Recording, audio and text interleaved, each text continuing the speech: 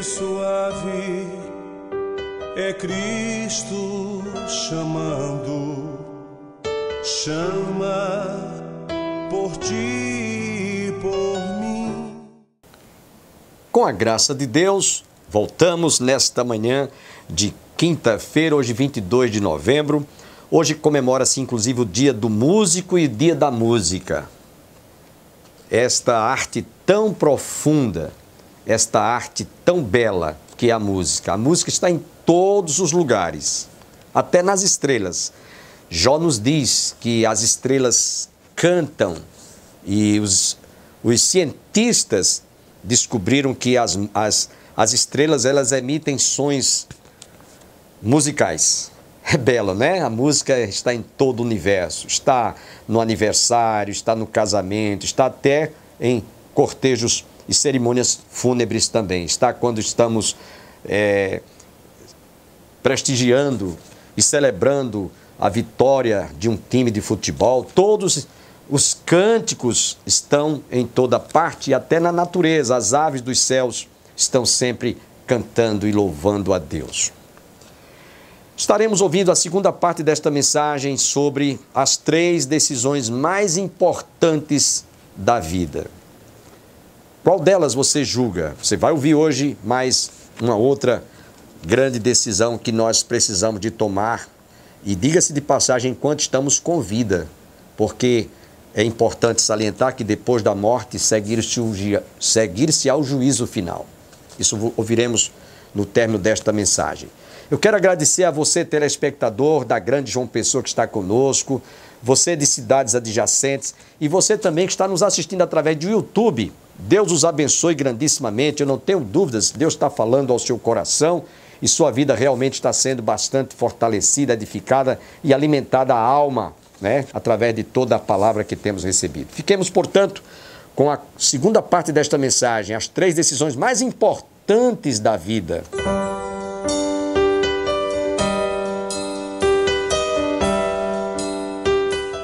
Uma cirurgia, quando a gente vai fazer, tem que ser programada, principalmente se trata de uma cirurgia eletiva, porque tem aquela cirurgia que é instantânea, o indivíduo está passando mal, de repente ele tem que fazer aquela cirurgia, porque foi mal de súbito. Mas se é uma cirurgia eletiva, tem que ser programada, o indivíduo tem que fazer uma bateria de exames antes, ele tem que fazer todos aqueles exames antes da cirurgia, antes de ir para o centro cirúrgico. Ele sabe, o médico tem que saber o tipo sanguíneo, tem que saber a pressão, tem que ter um acompanhamento com um cardiologista, tem que ter um acompanhamento com anestesista. É um projeto, é um plano, não é feito assim aleatória, senão o paciente pode morrer em plena cirurgia. Então tudo na vida sempre é um projeto. Preste atenção no que eu estou dizendo. Se há um projeto para um engenheiro construir uma casa, edificar um edifício, se há um projeto para um simples plano de voo, se há um projeto para uma cirurgia que alguém vai fazer, por que não planejarmos a vida com relação ao nosso destino, a nossa transitoriedade, a nossa passagem nesta vida e para a eternidade? Então eu queria que nesta oportunidade, você, baseado nesse capítulo 24, e nessa expressão que eu já expliquei o histórico bíblico, porque foi que Josué disse: escolhei hoje a quem servais, se aos deuses a quem serviram os vossos pais da além do Egito, ou se os deuses estranhos dos amorreus. Porém eu já me decidi, eu já tenho uma decisão, já tomei uma posição, eu e a minha casa serviremos ao Senhor. Amém? Então vejam bem, irmãos, à luz do texto, Josué chamou a atenção do povo à responsabilidade para essas 3 decisões. E eu quero primeiramente, inicialmente, o primeiro plano, o primeiro projeto que Josué estabeleceu ali, ele usou o pronome eu, o pronome pessoal. Ele disse eu. O que é que nós encontramos aqui nessa primeira grande decisão? Há muitas decisões na vida da gente que você não pode nem deve depender dos outros. É você que tem que tomar a decisão. Há certas coisas na vida da gente que os outros não podem decidir por nós. Eu vou citar alguns exemplos que às vezes eu costumo usar. Quando você está com sede, você não pode chegar para sua esposa, a pessoa mais íntima que você tem, ou seu marido, dizer: beba água por mim para matar a minha sede. É assim? É você que tem que ir lá na geladeira, abrir, tirar a água e dessedentar a sua sede. Se você está com fome, morrendo de fome, você não pode dizer: fulana ou cicrano, coma por mim, se alimente por mim. Não, é você que tem que se alimentar. Qualquer necessidade, você está morrendo de sono, está muito cansado, corpo enfadado, você não diz para a esposa, ou para o marido, ou para o pai, ou para a mãe: descanse por mim, repouse por mim. Não, é você que está cansado, é você que tem que relaxar, é você que tem que se deitar no leito e ali relaxar, para você realmente se sentir aliviado. Qualquer necessidade fisiológica, você não pode dizer a alguém: fulano, faça isso por mim. É você, eu. Então Josué estava dizendo: eu. É uma decisão pessoal, é uma decisão individual que nós precisamos tomar na nossa vida. Não podemos, portanto, decidir certas coisas pelos outros, ou os outros decidirem por nós. Hoje, durante o período em que nós fomos às urnas decidir, o voto é pessoal, o voto é individual. E eu quero dizer uma coisa aqui para vocês: muitas famílias, inclusive depois desta eleição, que todos nós brasileiros fomos às urnas, ficaram divididas, porque um era de um candidato, outro era de outro candidato, mas tem que ser respeitada a decisão individual de cada cidadão, porque não é a mulher, não é o marido, não é o pai, não é a mãe, é uma decisão pessoal, individual. Não podemos ficar como alguns ficam em cima do muro. Você não pode ficar em cima do muro, você tem que tomar uma decisão. E a primeira decisão que temos a tomar na vida, eu quero chamar a sua atenção, é ter um encontro pessoal e assumir um compromisso com Deus, no sentido vertical. Aí, meus irmãos e amigos, não há quem esteja tentando decidir pelos outros, porque a Bíblia diz: cada um dará contas de si diante de Deus. Nem o pai morrerá em lugar dos filhos, nem os filhos em lugar dos pais, cada um morrerá pelo seu próprio pecado. O salário do pecado é a morte, é isso que a Bíblia nos diz. Essa decisão eu não vou responder pelo meu pai, nem pela minha mãe, nem pelo meu filho. Por isso que a Bíblia nos diz, quando Josué tomou aquela decisão, ele disse: eu, pronome pessoal. Ele estava assumindo uma responsabilidade. E essa responsabilidade, ou essa decisão, implica em você ter certeza, convicção pessoal, quanto à sua fé em Deus. Porque o povo acreditava em tudo que era de ídolos, que iam surgindo. Ora, chegaram a adorar um bezerro de ouro. Arão, quando Moisés desceu, disse: o que é que eu estou ouvindo esse alarido desse povo aqui, adorando um ídolo? Arão disse: olha, o povo, você se demorou um pouco, o povo esteve paciente, porque você não tinha chegado, pegou todos os utensílios de ouro, joias de ouro, braceletas de ouro, brincos de ouro, tudo de joias de ouro, botou no fogo, derreteu, e quando secou, surgiu esse bezerro. Uma desculpa esfarrapada, uma desculpa sem fundamento, uma explicação que não justificava. Como é que bota-se um objeto no fogo para derreter, e quando termina dele chegar ao seu estado natural, era um bezerro? Exigiu que um artesão trabalhasse, fizesse toda aquela manuseasse até formar aquela gravura daquele ídolo em forma de um bezerro. É que nós muitas vezes queremos justificar os nossos erros de forma que sejam mais convincentes, com a mentira, com o engodo, com o engano, do que realmente nós assumirmos a responsabilidade.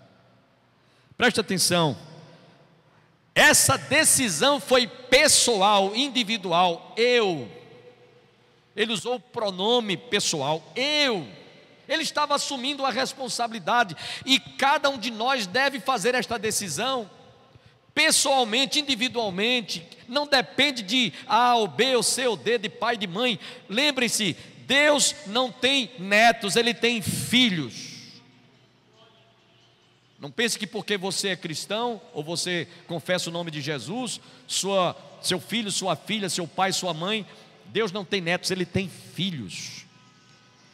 Eu quero também reportar uma experiência que está lá no livro de 1 Reis, no capítulo 18, versículo 21.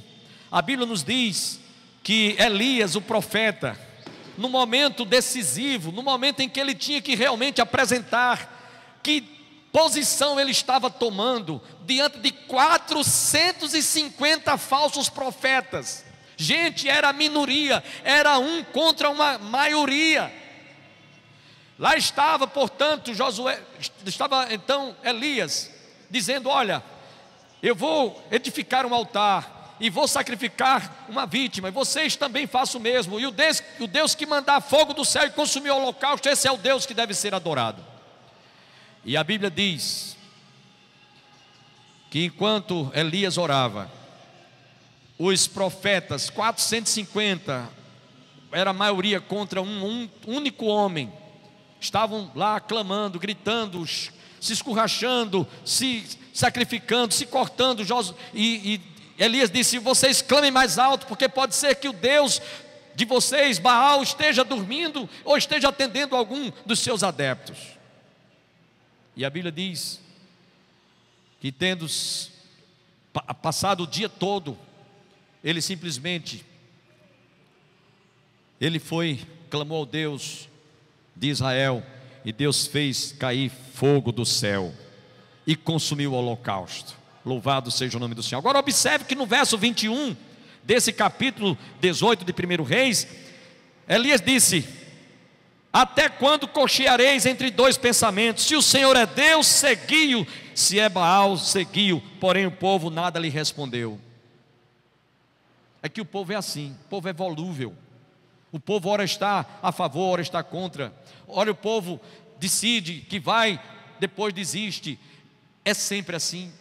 E Josué disse: não podeis cochear entre dois pensamentos. Nós encontramos também no mesmo livro de 2 Reis, capítulo 17, versos 29 a 41, uma outra experiência também. O povo estava prestando um culto misto aos samaritanos, e estavam também cocheando entre dois pensamentos. E diz a palavra de Deus que o profeta, ele simplesmente repreendeu o povo para que tivesse uma decisão, que não ficassem como alguns ficam em cima do muro. Qual é o Deus que você tem servido? Qual é o Deus que você tem adotado? Qual é o Deus que você tem servido? Qual é o Deus que você tem temido? Dessa decisão que nós estamos mostrando, não depende de segundos nem de terceiros, depende unicamente de você. E aí eu faço aqui uma pergunta: você já fez a sua decisão em confessar o Deus que criou os céus e a terra, que criou o homem conforme a sua imagem e semelhança, para ser o único Deus verdadeiro, que deve ser temido, deve ser buscado, deve ser invocado? Escolhei hoje a quem sirvais. Eu, disse Josué, eu já me decidi. Então essa é a primeira decisão que toda criatura precisa tomar, que todo homem precisa ter. Quando eu digo homem, estou generalizando, homem e mulher. Mas vamos à segunda decisão. A segunda decisão, ele disse: a minha casa. E quando ele disse a minha casa, sabe o que ele está dizendo aqui? Ele está falando de família, está falando de um lar, está falando de uma esposa, está falando de um marido, está falando de filhos. Quando ele disse eu, estava falando, era um pronome pessoal, individualmente, um tratamento personalizado, pessoalmente. Agora quando disse a minha família, está falando da família, da casa.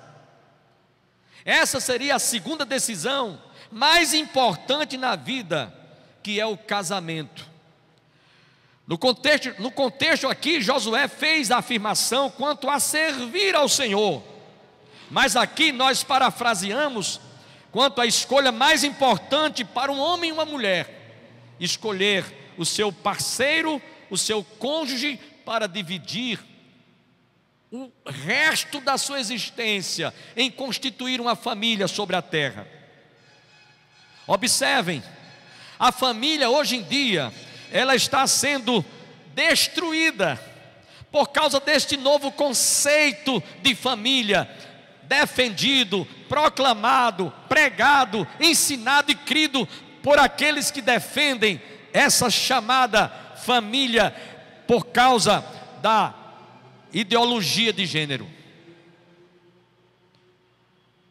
Infelizmente, a família está sendo desconstruída por causa dessa ideia maluca que eu já preguei aqui várias vezes, já disse aqui reiteradas vezes. A família, se realmente for defendida, se for realmente proclamada como sendo uma ideologia de gênero, como homens e com homens podem constituir uma família, mulheres com mulheres podem constituir uma família, isso vai levar à destruição da família, que é considerada a célula máter da sociedade. Não podemos, portanto, aceitar uma família hoje em dia, nesses tempos da pós-modernidade, está sendo defendida como se fosse composta de duas pessoas do mesmo gênero. Não foi isso que Jesus ensinou, não foi isso que Deus estabeleceu desde o livro de Gênesis, lá no capítulo 28, quando ele disse no verso 18, não é bom que o homem esteja só. No verso 24 ele disse, far-lhe-ei uma adjuntora, far-lhe-ei uma companheira, para que ela seja idônea, esteja ao seu lado. Por isso deixa o homem pai e mãe, se une à sua mulher, e se tornam os dois uma só carne. Quero dizer para vocês, que quando Josué disse eu, estava falando da experiência pessoal dele com Deus. Quando ele disse a minha casa, está falando da família. E eu quero perguntar a você que está conosco agora, e que nos assiste também em casa, a sua família, você realmente pode dizer e bater no peito e dizer, a minha família foi constituída por Deus, o meu marido foi Deus que me deu, a minha esposa foi Deus que me deu, os meus filhos foi Deus que me deu. Estou fazendo essa ressalva porque hoje estão criando essa ideia absurda de família. Eu já disse aqui e repito, você já ouviu isso? Se todos os homens decidissem viver uma vida ou ter um relacionamento homem com homem, e se toda mulher decidisse ter um relacionamento mulher com mulher, e não fosse mais um relacionamento heterossexual, só fosse pessoas do mesmo sexo, do mesmo gênero, a humanidade estaria fadada a ser destruída, a humanidade deixaria de existir. Veja que esse plano é um plano maligno, diabólico, satânico. Deus, quando criou o homem conforme a sua imagem e semelhança, desde o Éden, diz, crescei e multiplicai-vos, enchei e povoai a terra. Duas mulheres não podem se procriarem, dois homens não podem se procriar. Isso é anti-Deus, isso é antibíblico, isso é a ideia de quem realmente está indo de encontro à palavra de Deus. A Bíblia diz lá em Provérbios capítulo 16, versículo 25, há caminhos que ao homem parece direito, mas o final deles são caminhos de morte. Lá no livro de Mateus capítulo 8, versos 13 e 14, diz, larga é a porta e espaçoso o caminho que conduz para a perdição, e muitos são os que entram por ela. Ou seja, essa ideia absurda de que a família pode ser composta de duas pessoas do mesmo gênero, do mesmo sexo, é da porta larga, é do caminho espaçoso que conduz para a perdição, e muitos são os que entram por ela. Então a segunda decisão mais importante na vida, primeiro, Josué disse tratamento personalizado, pessoal, individual com Deus. Depois ele disse, e a minha casa, falando da sua família. E meus irmãos e amigos, a família, nesses tempos da pós-modernidade, precisa realmente de ser conduzida aos pés de Deus, a exemplo do carcereiro, quando foi lá no cárcere, Paulo e Silas pregavam e cantavam à meia-noite, enquanto a prisão os grilhões se quebraram as cadeias que os algemavam, e a cela foi realmente, houve um terremoto, eles podiam ter evadido, eles podiam ter fugido. O carcereiro, temendo que os presos tivessem fugido, quis pegar uma espada e se suicidar, porque ele iria responder pela vida de todos os presidiários. Mas diz a palavra de Deus que o carcereiro, vendo que nenhum deles tinha fugido, trêmulo, disse: Senhores, o que é que eu preciso fazer para que eu seja salvo? Paulo e Silas disse: crê no Senhor Jesus Cristo e serás salvo tu e a tua casa. Amém. A família precisa de ser salva. Os filhos, o marido, a esposa. Essa decisão é importante. É uma decisão importante. Josué disse: eu e a minha casa. Estava falando da sua família, serviremos ao Senhor. Quem pode dizer aqui nesta noite: eu e a minha casa serviremos ao Senhor? Levante a sua mão em nome de Jesus. Faça suas estas palavras, tome posse desta promessa. Crê no Senhor Jesus Cristo e será salvo tu e a tua casa. Mas vamos à terceira e última decisão. Essa terceira e última decisão, ele usou o verbo servir. Ele disse: serviremos ao Senhor. Digam comigo: serviremos ao Senhor.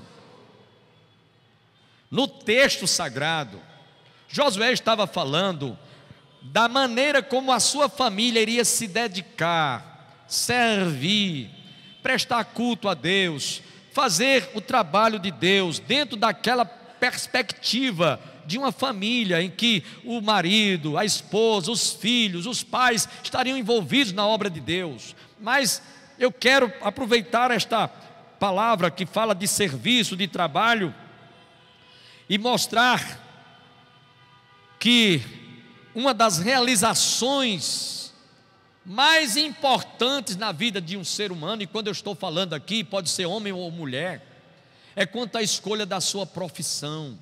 Estou aqui parafraseando, tomando este exemplo de serviço como trabalho, aquilo que você realmente vai abraçar como vocação, como profissão, como algo que você vai desenvolver, realizar, como forma de você angariar um pão nosso de cada dia. Referindo-se ao trabalho. O texto aqui estava falando daquele trabalho para o Senhor, mas eu quero procurar nesta oportunidade levá-lo a pensar nessa terceira decisão, representando também a relevância, a importância, além do casamento, da família, quanto à profissão, quanto à vocação, quanto à função, o ofício em que o homem terá meio de sustentar a sua família, para se realizar profissionalmente falando. Eu estou dizendo isso, sabe por quê? Porque tem pessoas que nascem, crescem, fica adulto, já está criando barba e bigode como eu, mas não sabe ainda o que quer na vida.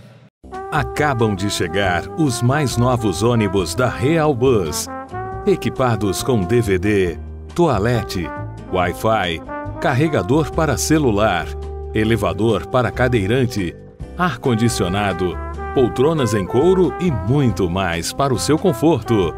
Viaje com segurança e pontualidade em novos horários. Real Bus, transportando vidas e sonhos. Espero que você seja profundamente abençoado. Tenha um dia debaixo das bênçãos do Pai, do Filho e do Espírito Santo. E até amanhã, se Deus quiser.